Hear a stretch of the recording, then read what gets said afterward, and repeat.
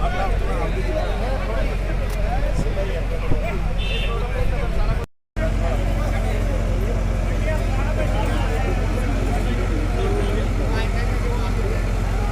हिसाब से शफल कर रहे हैं, बढ़ रहे हैं, घट रहे हैं, ठीक है। सवेरे शाम 3 दिन की दवाई देते हैं, ये 3 दिन की दवाई खाओ। ये 6 कौन है वो अपने कपड़े का काम करते हैं। ब्लड डोनेट कैंप नाल ਜਿਹੜਾ ਦੰਦਾਂ ਦਾ ਜਾਂਚ ਕੈਂਪ, ਅੱਖਾਂ ਦਾ ਜਾਂਚ ਕੈਂਪ ਜਿਹੜਾ ਕਾਲਾਵਾਲੀ ਦੇ ਬਰਫਾਨੀ ਆਸ਼ਰਮ ਦੇ ਨੇੜੇ ਜਿਹੜਾ ਲਾਇਆ ਜਾ ਰਿਹਾ ਹੈਲਪਿੰਗ ਏਡ ਟਰਸਟ ਦੁਆਰਾ ਇੱਕ ਵਧੀਆ ਇੱਕ ਸਮਾਜਿਕ ਜਿਹੜੇ ਇੱਕ ਵਧੀਆ ਉਪਰਾਲਾ ਕੀਤਾ ਜਾ ਰਿਹਾ।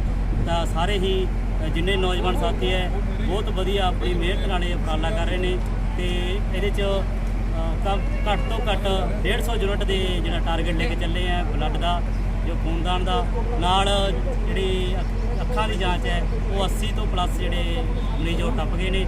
ਉਸ ਤੋਂ ਬਾਅਦ ਜਿਹੜੇ ਦੰਦਾਂ ਦੀ ਜਾਂਚ ਕੈਂਪ ਹੈ ਉਹ 70 ਮਰੀਜ਼ ਜਿਹੜੇ ਹੋ ਚੁੱਕੇ ਨੇ ਹੁਣ ਤੱਕ ਦਾ।